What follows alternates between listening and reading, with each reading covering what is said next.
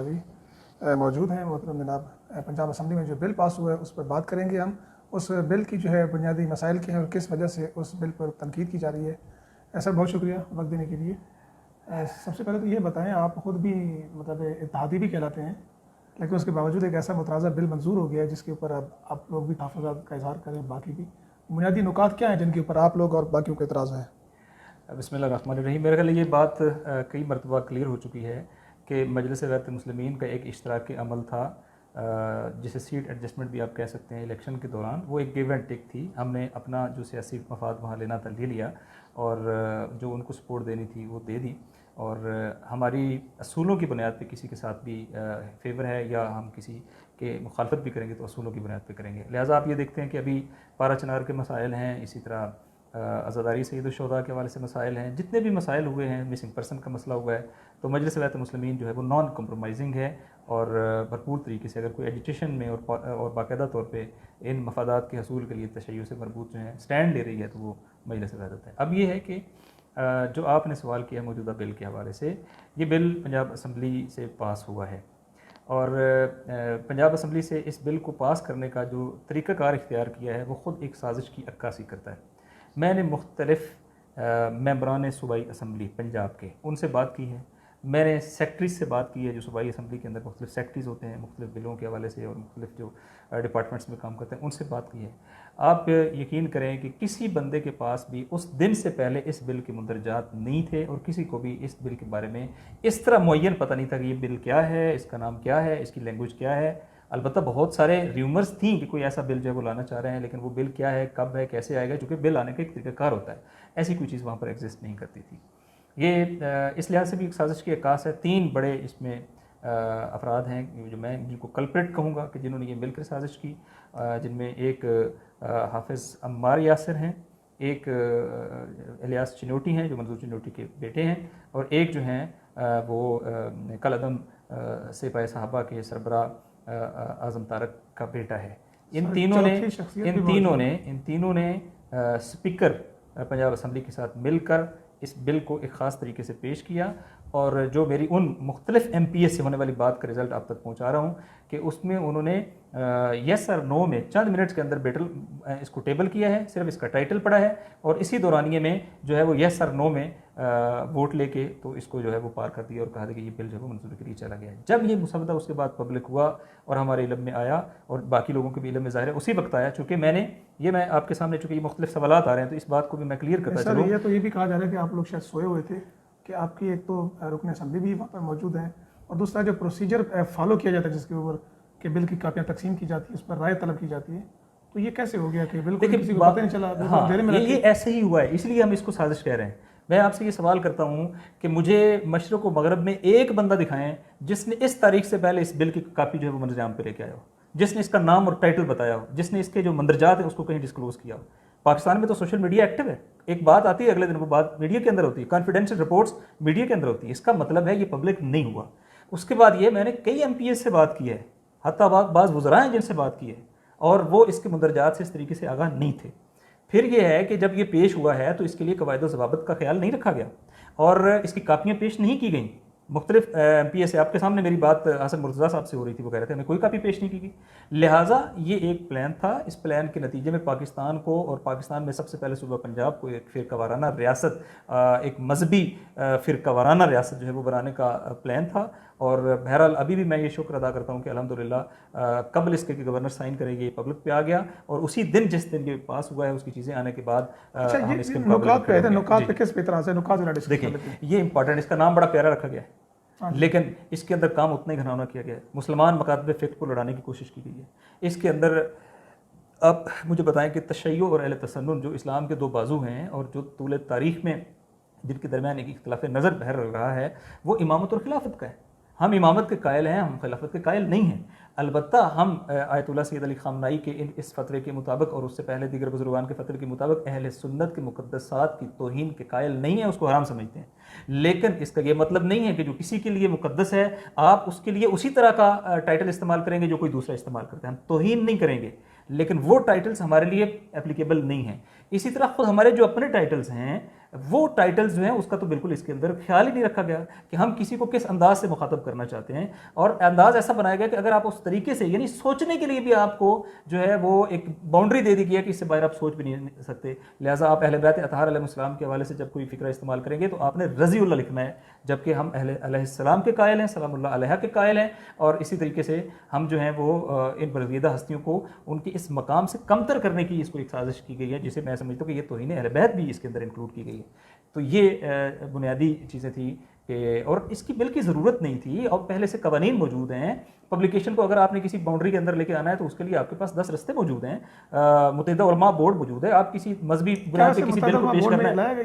نہیں لایا گیا، متحدہ علماء بورڈ میں نہیں لایا گیا، اسلامی نظریاتی کونسل میں اس کی کوئی چیز نہیں آئی. ایک مذہبی میٹر آپ کرنا چاہ رہے ہیں، آپ مذہبی معاملات کے آدمی نہیں ہو، آپ لا میکر ہو، لیجسلیٹر وہ ہیں، آپ کے لیے ضروری ہے کہ اس پہ اوپینین لو. تمام مکاتب فکر سے اوپینین لیں، پھر اس کو ایک استعمال ہو گئی. یقیناً جن لوگوں نے بھی اس کا پارٹ بنے ہیں، جنہوں نے اس میں ووٹ دیا ہے، جو اس ووٹنگ کے وقت موجود تھے، وہ ان سینس جو ہیں خواہ اعلانیہ طور پہ اور خواہ جو ہے بعض لوگ، بالکل میں یہ بھی کہہ سکتا ہوں کہ بعض لوگ غلطی سے انہوں نے نہیں پڑھا، نہیں دیکھا، ٹائم نہیں دیا گیا، یہ جو بھی ایک پلان کیا گیا تھا اس کا وہ حصہ بن گئے. تو ظاہر ہے ان سب سے کسی سے غلطی ہوئی ہے اور کوئی یہ سازش کا حصہ ہے. سبب کریں گے کیا؟ سوال تو یہ ہے. دیکھیں انشاءاللہ تعالیٰ پہلی بات یہ ہے کہ بعض ریڈ لائنز ہیں جس کو کراس کرنے کی کوشش کی گئی ہے. اس کے اندر وہ چیزیں ان کو پروٹیکٹ کرنی چاہیے تھیں، وہ بھی پروٹیکٹ نہیں کی گئی. اگر رسول پاک صلی اللہ علیہ وسلم کی ڈگنیٹی اور تکریم کو بنیاد بنایا گیا ہے، تو جس نے رسول پاک کی ساری زندگی حفاظت کی ہے، رسول پاک کے چچا اور امیر المومنین علی بن ابی طالب علیہ السلام کے والد، کیا ان کے لیے علیہ السلام کا لفظ یوز نہیں ہونا چاہیے؟ کیا اسی طریقے سے خود جناب رسول پاک صلی اللہ علیہ وسلم کے والدین کے لیے لفظ یوز نہیں ہونا چاہیے؟ اسی طریقے سے جب ہم دیکھتے ہیں کہ صحابہ کرام کی بات آتی ہے اور خلفائے راشدین کی بات آتی ہے، تو یہ اس کے اندر مینشن کیا جاتا ہے کہ تمام خلفائے راشدین کے لیے رضی اللہ، اور تمام دیگر جو افراد ہیں ان کے لیے بھی رضی اللہ استعمال کیا جائے گا. یعنی ہر وہ شخص کے ان اشخاص کے لیے بھی اس میں پروویژن موجود ہے کہ جنہوں نے مقدس شخصیات سے یا خلفائے راشدین میں سے کسی سے، اگرچہ ہم امامت کے قائل ہیں لیکن خلفائے راشدین میں سے کسی کے ساتھ اگر جنگ کی ہے تو اس کے لیے بھی رضی اللہ کا ٹائٹل استعمال کرنے کی بات کی ہے. اگر یہ اس طریقے سے ٹائٹل استعمال کرنے ہیں کہ جس نے خلیفہ راشد کے خلاف، جو ہمارے اہل سنت برادران کا نظریہ ہے، اس خلیفہ راشد کے مقابلے میں جنگ کرے، لوگوں کو شہید کروائے، اور اس کے لیے آپ رضی اللہ کا ٹائٹل استعمال کریں گے، تو خدا نخواستہ آپ تو توہین خلفائے راشدین کا چیپٹر اوپن کر رہے ہیں. آپ تو اجازت دے رہے ہیں کہ اس کے لیے آپ کے پاس تکریم ہے، جو کوئی اہل بیت کے خلاف یا صحابہ کرام کے خلاف، بالخصوص جو خلفائے راشدین ہیں ان کے خلاف ایسے الفاظ استعمال کرتا ہے یا ان کے خلاف جنگ کرتا ہے یا بہت سارے صحابہ کی شہادت کا سبب بنتا ہے. تو یہ ایک بڑا سخت مرحلہ ہے جس کے اندر یہ چلے گئے ہیں. یہ بھی پیدا ہوتا ہے کہ جس نے یہ الفاظ، یہ ٹائٹل استعمال نہیں کیا تو وہ توہین کا مرتکب ہوا. جنہوں نے تلواریں اٹھائی ان کے بارے میں کیا خیال ہے؟ میں یہی عرض کر رہا ہوں، یہ اسلامی تاریخ ہے. آپ اسلامی تاریخ کو اس کے انداز کے ساتھ بیان کرنے دینی چاہیے. آپ اگر اس کے لیے ایک چار چوب کے اندر جائیں گے، سب سے پہلے تو آپ کو پوری تاریخ کی کتابوں کو جو ہے وہ بند کرنا پڑے گا. کس بنیاد پر آپ یہ ایکٹ لا سکتے ہیں جبکہ خود صحیح بخاری کے اندر جناب سیدہ سلام اللہ علیہ کے لیے، فاطمہ الزہرا سلام اللہ علیہ کے لیے سلام اللہ علیہ کا لفظ استعمال کیا گیا، اہل بیت اطہار علیہ السلام کے لیے علیہ السلام کا لفظ استعمال کیا گیا. کیا اس کے ذریعے سے خود بخاری پر پابندی لگوانا چاہی جا رہی ہے؟ یہ کون ہے جو یہ سازش کر رہا ہے؟ کون ہے جو خلفائے راشدین کے مقابلے میں آنے والوں کے لیے رضی اللہ تعالیٰ کے الفاظ استعمال کرا کے جو ہے وہ خلفائے راشدین کے تقدس کو کم کرنا چاہ رہا ہے؟ کون ہے جو اہل بیت اطہار علیہ السلام کے جو ٹائٹل مسلمہ ٹائٹل ہے علیہ السلام کا، اس کو ہٹا کے وہاں پر جو ہے وہ ان سے کم نسبتاً کم درجے کی تقریبی ٹائٹل جو ہے وہ لانا چاہ رہا ہے؟ ہم تو ان لوگوں کی تلاش میں ہیں. اور جو آپ نے کہا کہ آپشن کیا ہیں، پہلی آپشن یہ ہے کہ یہ غیر آئینی ہے، چونکہ پاکستان میں کوئی قانون نہیں بنایا جا سکتا جو آئین کے ساتھ کانٹراڈکٹ کرے. اگر یہ آئین کے ساتھ متصادم ہوگا، اس کی کوئی ویلیو نہیں ہے. ہم اس کے لیے کورٹ کا آپشن رکھتے ہیں. میں یہ پوچھ رہا ہوں کرنا کیا چاہ رہے ہیں؟ ایک ہم ملٹیپل آپشنز کے اوپر کام کر رہے ہیں. میں آج آپ کے اس فورم کے سامنے، چونکہ آپ کے علم میں ہے آج مجلس وحدت کی سینٹرل کیبنٹ میٹنگ تھی، ایمرجنسی میٹنگ تھی. آپ کے علم میں آج ہم نے تمام سیاسی شخصیات کے ساتھ اور سیاسی مذہبی شخصیات کے ساتھ ہم نے روابط آغاز کر دیا ہوا. آپ کے علم میں ہے کہ ہم نے اہل سنت برادران کے ساتھ روابط کا آغاز کر دیا ہوا ہے. آپ کے علم میں ہے کہ ہم نے اس پہ تحفظات کا ایک چارٹر تیار کیا ہے اور وہ ہم نے موجودہ پارلیمنٹیرینز کو اور منسٹرز کو باقاعدہ بھیج دیا ہوا ہے. لہٰذا ہم اس پر ایک ایکسٹینسو موو چلا رہے ہیں تاکہ لوگوں کو پتہ چلے کہ اس بل پہ ہمیں اعتراض کیا ہے. اس کا نام بہت خوبصورت ہے لیکن اس بل کے اندر جو ہے وہ جو اس کا نتیجہ ہے وہ بہت خطرناک ہے. اور ایک ایسے تکفیری گروہ کے سربراہ نے جا کر کل ادب جماعت کے سربراہ کی قبر پہ، جو میں نے سنا ہے البتہ میں نے نہیں دیکھا، اس پہ جا کر اس نے اس بل کو اپنے پرائیڈ کے طور پہ بیان کیا کہ یہ میں نے کیا ہے، تو یہ خود ایک اظہار ہے کہ اس کا مطلب ہے کہ اس کے اندر کوئی سازش ہوئی ہے، یعنی جو کام باپ نہیں کر سکا بیٹے نے کر کیا ہے، اور یہ نہیں کر سکے گا، جو باپ نہیں کر سکا وہ بیٹا بھی نہیں کر سکے گا، اس لیے کہ پہلے لوگوں کو پتہ نہیں تھا، عوام کو پتہ نہیں تھا، میڈیا کو پتہ نہیں تھا، وکلاء کو پتہ نہیں تھا. اب ہم تمام طبقات ایکٹیو ہو گئے ہیں. مکتب اہل بیت سے جتنے مربوط آرگنائزیشنز ہیں سب اس کے اوپر سٹینڈ لے چکی ہیں. شیعہ علماء کونسل نے سٹینڈ لیا ہے, وفاق المدارس نے سٹینڈ لیا ہے, مجلس وحدت سب سے پہلے سٹینڈ لے چکی ہے. ہم گورنمنٹ کے وزراء کو وفاقی اور صوبائی ان کے ساتھ میٹنگز کر چکے ہیں, ان کو اپنا اوپینین دے چکے ہیں, ہم ان کو بتا چکے ہیں کہ اس مسئلے پر ہم نان کمپرومائزنگ ہیں.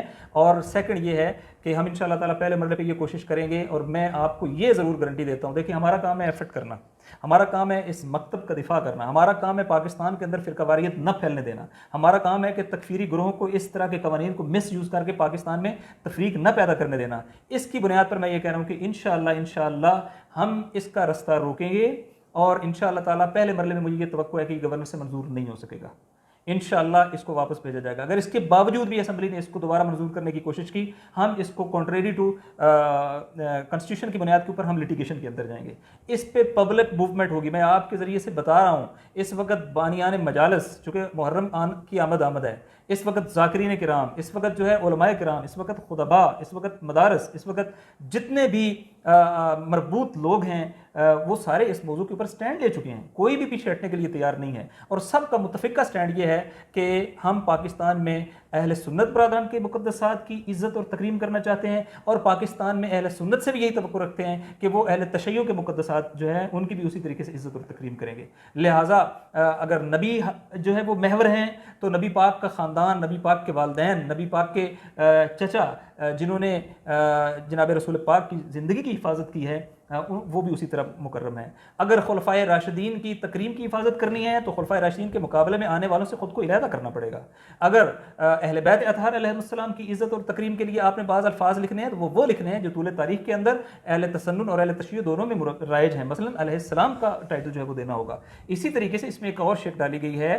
میں نے مختلف اہل سنت بزرگان جو مجھ سے ملے ہیں, انہوں نے یہ کہا ہے کہ ہمارے پاس تواتر سے یہ حدیث ہیں کہ رسول پاک صلی اللہ علیہ وسلم نے کہا کہ مجھ پر دم کٹا درود نہیں بھیجنا. کہا کیا ہوتا ہے؟ کہا وہ جس میں وآلہ ذکر نہیں ہوتا. لہٰذا یہاں آپشن دیا گیا, کسی اور چیز میں آپشن نہیں دیا گیا, لیکن اس میں آپشن دیا گیا ہے کہ آپ چاہیں تو صلی اللہ علیہ وسلم پڑھیں, چاہیں تو صلی اللہ علیہ وآلہ وسلم پڑھیں. میں آپ کے اس پروگرام کے ذریعے سے یہ عرض کرنا چاہوں گا, یہ چیپٹر نہ کھولیں, اس طرح کے ایکٹس لا کر پاکستان میں نئی تفریق کا رستہ نہ کھولیں, اس لیے کہ بعض حدود ایسی ہیں کہ جن حدود کو چھوڑنا, جن مسائل کو چھیڑنا پاکستان کے لارجر انٹرسٹ کے اندر نہیں ہے. یہ موضوعات مثلا ہم عصمت انبیاء کے قائل ہیں, ہم نبی اکرم صلی اللہ علیہ وآلہ وسلم سے یہ عقیدہ ان کے حوالے سے رکھتے ہیں کہ وہ حامل عصمت ہیں, عصمت و طہارت ہیں, ان سے کسی خطا کا سرزد ہونے کا امکان نہیں ہے. لہٰذا اگر کوئی یہ عقیدہ رکھتا ہے تو ہماری نگاہ میں وہ توہین رسالت ہے کہ اگر کوئی یہ عقیدہ رکھے کہ رسول پاک معصوم نہیں ہے, نعوذ باللہ من ذالک. اسی طرح یہ چیپٹر کھلے گا تو بات بہت آگے بڑھے گی. ہم جو ہیں وہ احترام کرتے ہیں, لیکن ہم ان موضوعات کو نہیں کھولنا چاہتے جن کی وجہ سے ایک